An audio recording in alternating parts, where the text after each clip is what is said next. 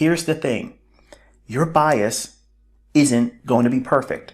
And here's a newsflash for you. You as well. I'm not always perfect with my bias either. A bias is just an idea that you want to work within and employ your short sale when you're bearish, or employ your long trade ideas when you're bullish. And you're filtering out the other side of the marketplace. Unless you're proven clearly that you're absolutely wrong, you just simply wait for these setups to form with that bias in mind. Now, I know a lot of you are new and you want to see things taught to you that simply remove any chance of you losing. There is no secret for that here.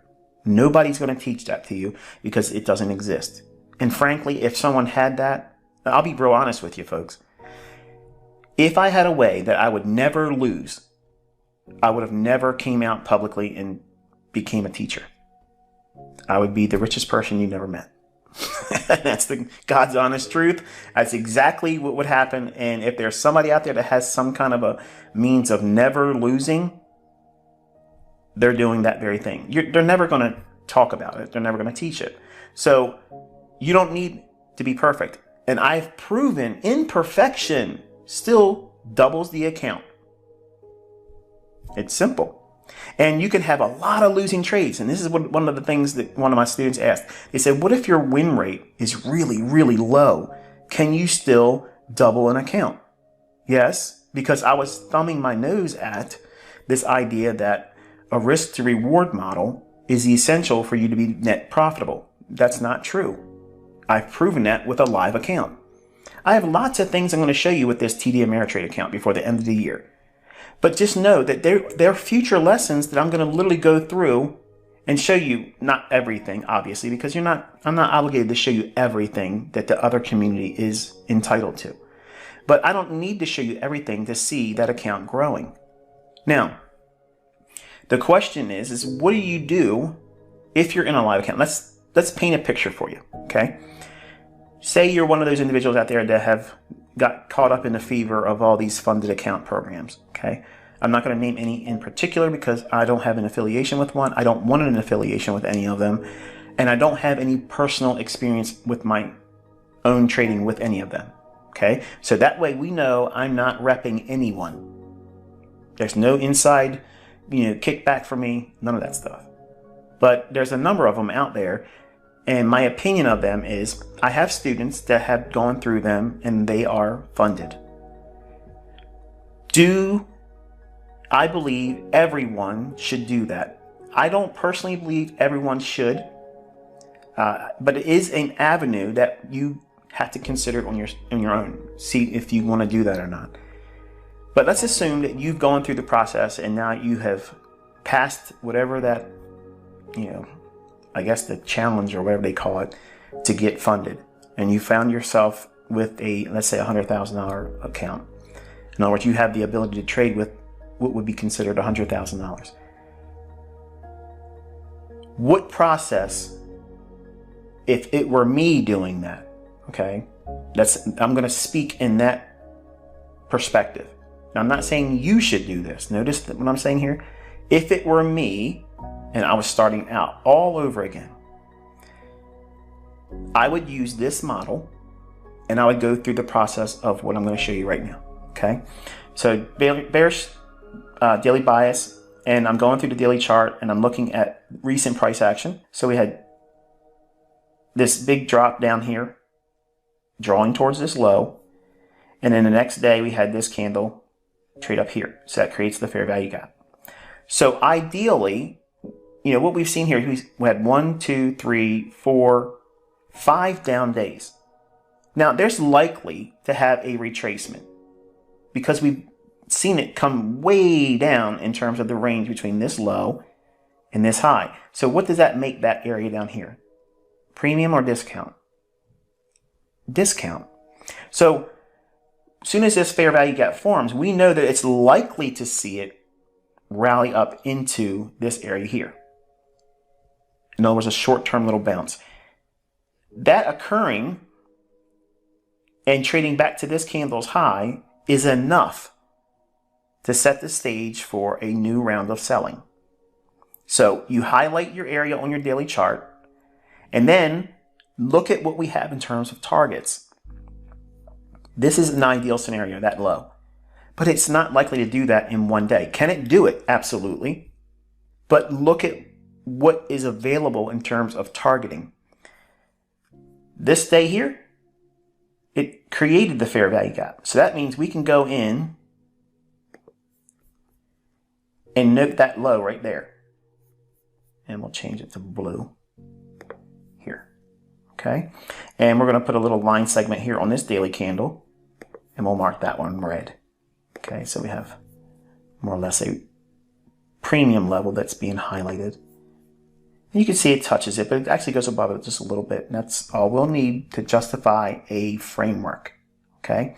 Now, let me recap real quick.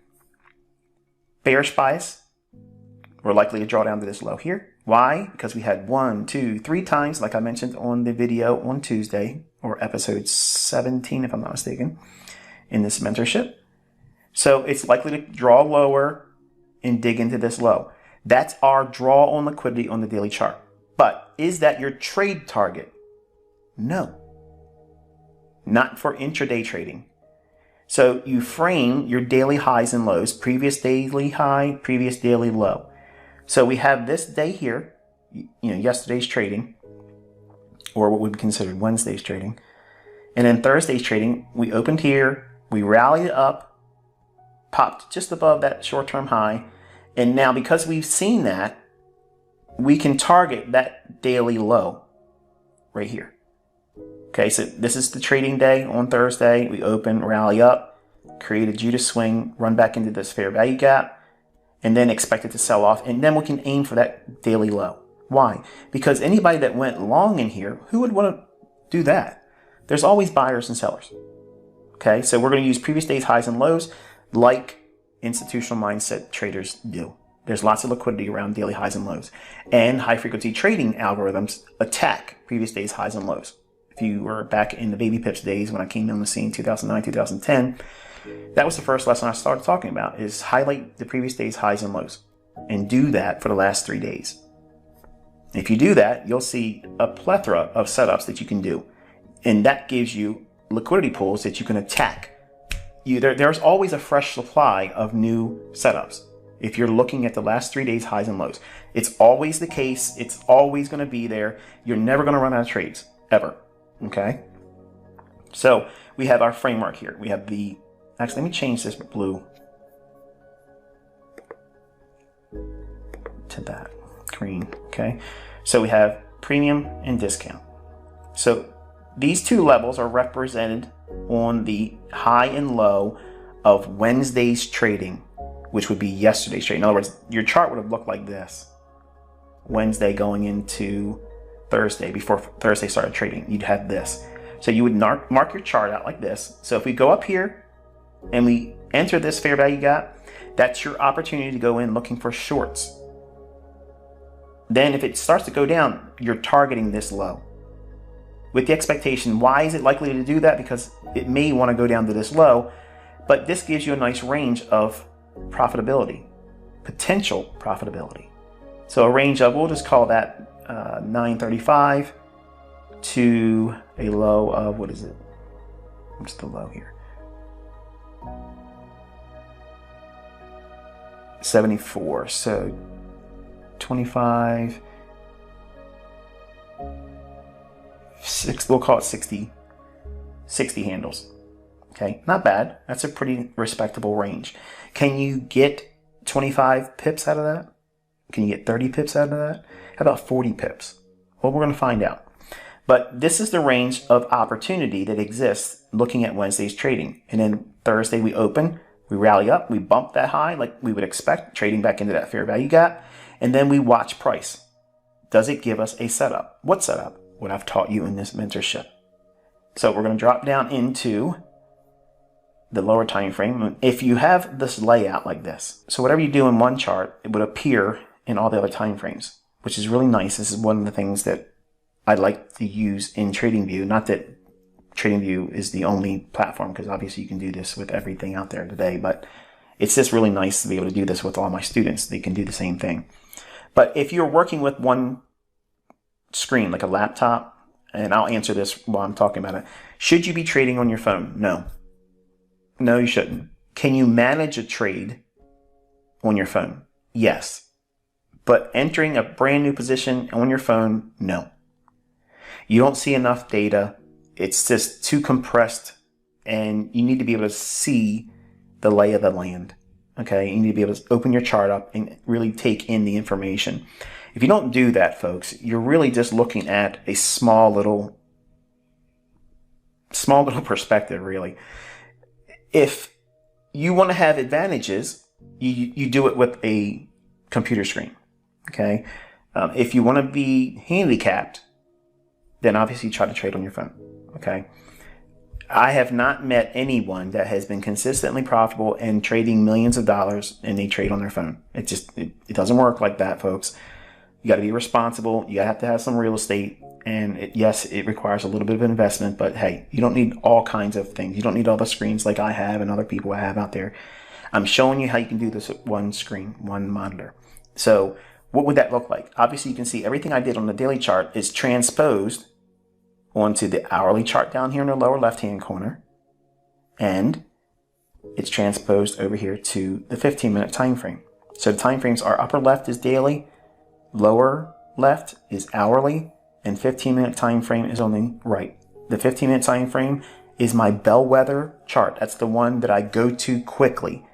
I want to keep referencing that 15-minute time frame throughout the day because the information I get from it, which I'm going to show you, is influential to me in terms of managing my position or hunting or stalking a new trade setup. And also it helps me trust my intraday bias. And I'll explain that when we get into that specific time frame. But let me go back for a second to the daily because I want to bring something up. If you're using one screen, okay, you would obviously do this annotation here. And then in this screen, you would just simply change it to the hourly chart. And then everything you did here would be transposed over to the trading view chart. That would be on the hourly chart rather. And then once you've done whatever breakdown and markups that you would have for your hourly chart, then you would drop down to the 15-minute time frame and all of the annotations from the daily and the hourly would appear on your 15-minute chart, as you'll see. Okay. So let's go back to the layout, and I'm going to maximize the hourly chart. All right, so I like to do these types of things, bring it to the actual level I'm anchoring to, because I have obsessive compulsive disorder. So it is what it is. It's a struggle, folks. So in here, it's this imbalance on the daily chart, but now we can see it also exists in the hourly as well. So we have what? This high and this high. What are they? They're relative equal highs. Anchored to that point right there. Okay. So usually in my annotations, I'm going into the chart. And this is for the purposes of showing you how to backtest and how you annotate your chart. You toggle it to show on the top left, and you can use whatever color you want. And there you go. So we have the annotations that would be on your chart for logging purposes for your study journal. And then you would just screenshot this. Okay. You might want to zoom in a little bit, make the chart a little bit more aesthetically pleasing. Having something like that, more information zoomed in to a specific area, and then simply go in and start working with the 15-minute time frame, because this is all I would do with the hourly chart, because the frame of reference is that daily fair value gap. We have liquidity pool on the hourly chart.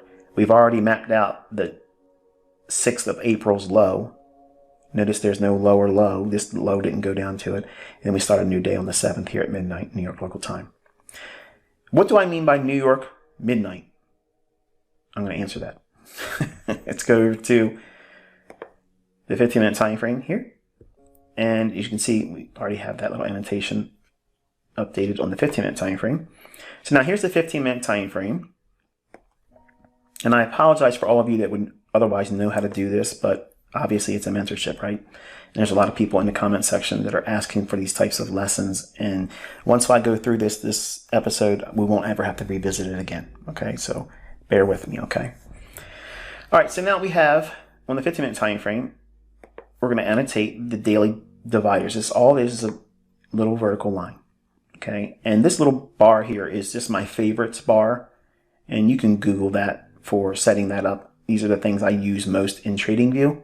So when I expand the chart to maximize the full screen, I highlight the little star button in the lower left-hand corner just below the little link button. If you click that link button, any chart you have open that's the same symbol, all the annotations will be plotted and placed on all the time frames of that instrument or that pair or that market. So in other words, if, like I was showing you with my trading layout, upper left-hand corner, daily, hourly, lower left-hand, and 15-minute time frame on the right, it's the biggest chart.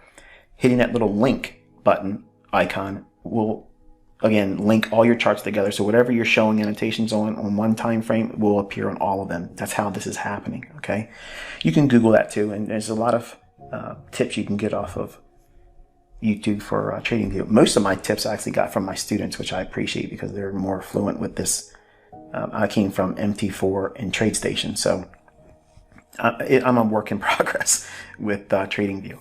So you're going to drop a vertical line here to delineate a new day at midnight. What is the opening price at New York? Midnight. That's this candle, and you highlight that, and this price right here, that right there, if you're looking at the time frame on the hourly, that would be the opening price. I'm interested in that on a 15-minute time frame, or if I'm going to be scalping, I'm going to use the 5-minute chart. Okay, and then I'll put 2 reference points on the 5-minute chart. But for the sake of this discussion, just know that that's the actual price I'm looking at, and I'm drawing that out in time. How far am I drawing it out? 11 o'clock in the morning, New York local time. How do I know my chart's going to look like ICTs, right? That's what you're asking.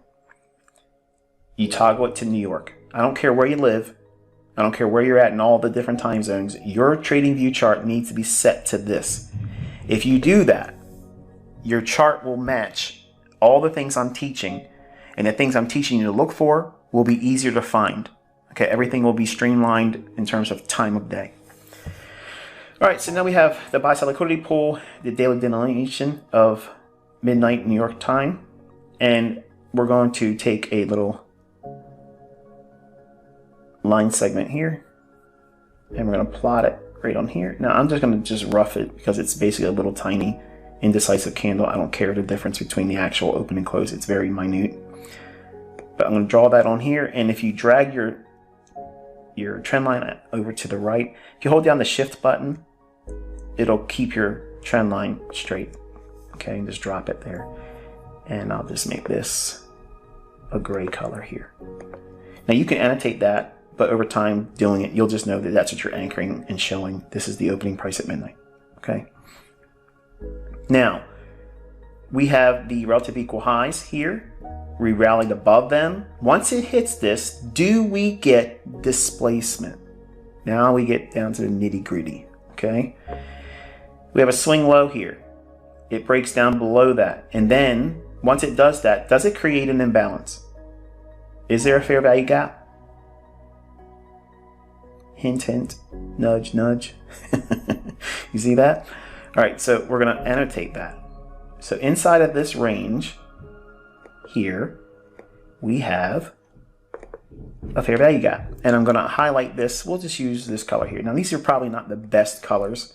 You're probably cussing me right now, saying, why are you using these ugly colors, ICT? It's mainly just to annoy you so that way you can get more attentive and pay attention, because this is a long video already. So we're looking at the market wanting to go higher first to go lower. And here's that midnight delineation, starting a new day. We rally up and then we break down. So what's the model teach? Trading when?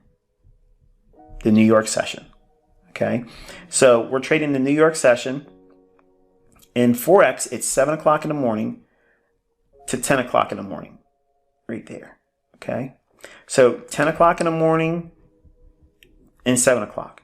So we're looking for a setup that would be formed within that time frame. Now, you can create kill zone windows, annotations on your chart. There's lots of ways I've done this over the years. You can do it whatever way you want to do it. Inside center, and we'll make it black. And there you go. So the New York kill zone, it runs up into that, runs the highs, and we want to see a displacement to the downside. We get it right there. Okay. So now you have this area here, and then you would put your order in right there. What time is that? It's 10 o'clock. So you put your limit order in to sell short right at that price right there, or plus 1 pip, period. And your risk is going to be above this high. The imbalance is really stretched out. You can use that as your stop. If you're really concerned, you can put your stop above the swing high. But whenever you have a big range like that, my stop can place right there. So your stop would be here, and you're going to go short here. That's the minimum expectation using the 15-minute time frame. But we're going to split the 15-minute time frame down into 5-minute intervals. Okay, so we're going to look inside this range here and see if it's advantageous for us to go down into a 5-minute chart. And does it have a fair value gap in that? All right, so we're looking at the 5-minute chart now, and it's that shaded area here. So it's using this specific candle, or that low. And we're looking inside this range right here. Okay, so it's this decline we're looking at. Does it have fair value gap? Well, we have this small one right in here. See that? We have this stretched out one here. Yes. And then we have all this run in here where it has a small little fair value gap. So now think about what's been shown. On that 15-minute time frame, we have a minimum threshold of at least reaching into this low. Okay, remember I showed you on the 15-minute time frame that imbalance. So it needs to get up into that. Okay, so I'm answering the question that I saw, or it really wasn't a question. It was someone trying to make a point that, was I showing something incorrectly by showing a higher time frame fair value gap? Because wouldn't the smaller time frame fair value gap form before the higher time frame? No, it never works like that. The higher time frame imbalances are going to be parent to the subordinate smaller time frames. Okay, the parent, okay, is this 15-minute time frame imbalance. So it needs to get above that. But when it does that, we have to look at the lower time frame below 15-minute time frame, which is the beginning stages of our fine-tuned entry of 5, 4, 3, 2, and 1 time frames. So here we have the 5-minute chart.